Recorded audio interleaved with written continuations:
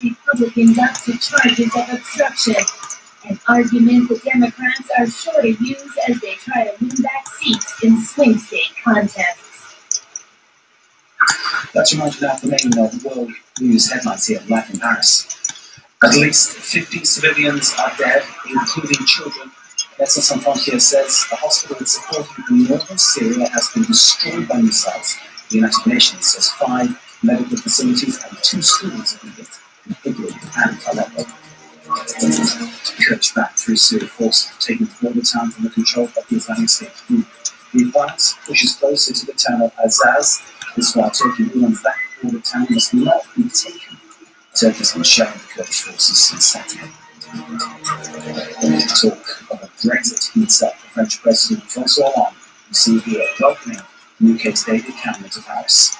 Cameron here to try to renegotiate Britain's membership of the EU. The tensions have been easy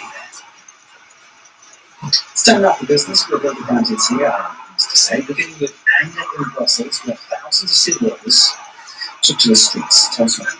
Well, this is something that's been brewing for a long time, and we saw that steelworkers were rallying against what they call unfair practices from their Chinese rivals. European firms say that as China's economy has slowed down, steel manufacturers there have had to find a place to offload their product. Chinese imports have flooded the EU market, leading to plunging prices, a practice known as dumping. As Charles Bodon reports, European steelworkers say their livelihood is under threat. Employees and employers of the European steel industry marching side by side, united in their struggle against the dumping practices of their Chinese competitors.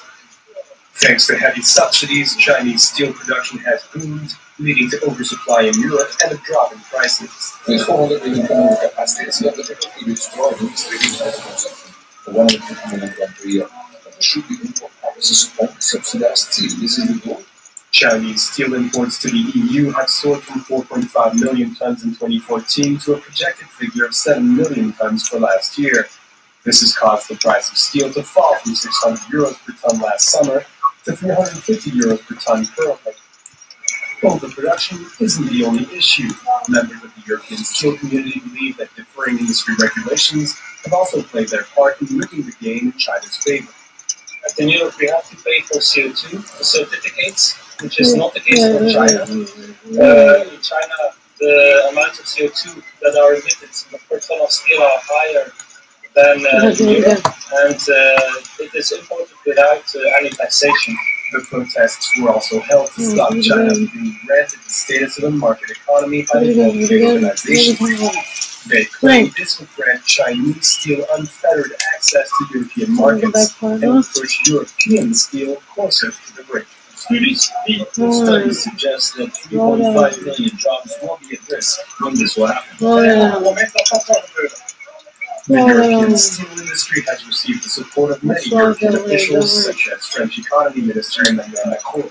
The UK government, on the other hand, has imposed measures combating Chinese dumping and the goal of nurturing the trade relations between the two countries. So the necessary legislation. Staying in Brussels, more stimulus could be on the way from the European Central Bank.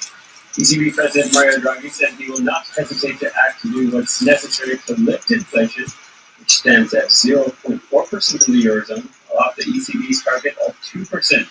But also on the agenda were Europe's banks. Since the start of the year, European bankers have lost almost 25% of their value. But the ECB president says that stocks are very well below their actual value and are not overly exposed to falling commodity prices which have battered emerging markets. They're playing like a little game tag. Banks are in a better place than they were in the banking crisis from a few years ago. What were they doing before? The situation in the banking sector now is very different from what it was in 2012. Perhaps, most importantly, Euro area banks have significantly strengthened their capital positions over the past few years, notably as a consequence of the comprehensive assessment conducted in 2014. The European markets ended higher after Draghi's remark. Across the board, up over 2%. In Paris, the CAC 40 finished up over 3%. Banks seeing a rebound as are some mining and natural resources firms. HSBC ending up higher after NASA would stay in London and not The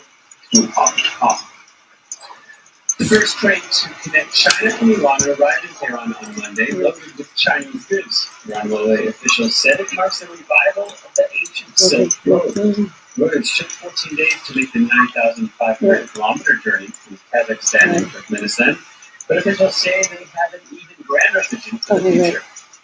So that was it, like what time was it? That was 12:19. Let's do the 2 to 3, 4 o'clock now almost.